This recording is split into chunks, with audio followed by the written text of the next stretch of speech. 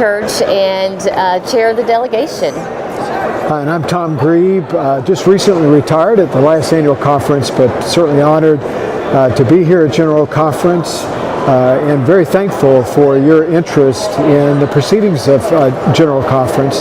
And we've had a robust morning. Tami will fill us in on that. Yeah, so it has been a busy day, and one of the things I have noticed, being the first-time delegate officially, is I've heard about our global nature of our church, but I have just been overwhelmed with the blessing that we have of having a church that is so present in Africa and the Philippines and around the world in Europe, and so just the global nature of our church and how that is a blessing, and yet it also brings challenges, and how to minister in our own context has been a lot of our discussion in the last couple of days. Sure. So Tami's right. We've had a pretty robust couple of days. Those days are filled with a lot of organizational issues, and we've dealt with those really the past couple of days. All general conferences generally start with a report from the Standing Committee on Central Conferences. They meet ahead of the General Conference. This morning we heard those reports as a part of our consent calendar. As things went, we considered very seriously what you've heard about regionalization. Came as somewhat of a surprise that it was going to be with us right at the very beginning, but it was. And the previous day, we heard good report about the regionalization proposal.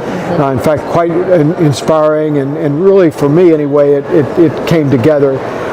We considered, with a lot of dialogue and discussion, if not debate, about regionalization, particularly those enabling legislation that would move forward to the constitutional issues that would need to pass. After all that debate, we found ourselves passing that by 79%, which is above the threshold, the two-thirds threshold that is required for constitutional issues. So now what is before us, and by that the entire global church, will be a consideration of that, conference by conference. And as you know, or may not know, that needs to be passed by a two-thirds aggregate vote of all the annual conferences around the world. So we'll be looking at that a year from this annual conference, as well other annual conferences around the world. It'll probably be a year to a year and a half process. The regionalization does offer an opportunity for us to have a clean start in regard to how we organize ourselves. I've said many times that Methodists have almost an impossible time reorganizing, but we have successfully been able to do that this time. And it does give us opportunity, one, to have flexibility within regions, and the United States will be one of those regions, as well as in Africa, Philippines, and in Europe. We'll also find ourselves in the ensuing years trying to flesh out what the regionalization will look like. So we've got that ahead of us, but the skeleton of regionalization has passed and is at least making its way out of General Conference, and now will be in the hands of the annual conferences around the world.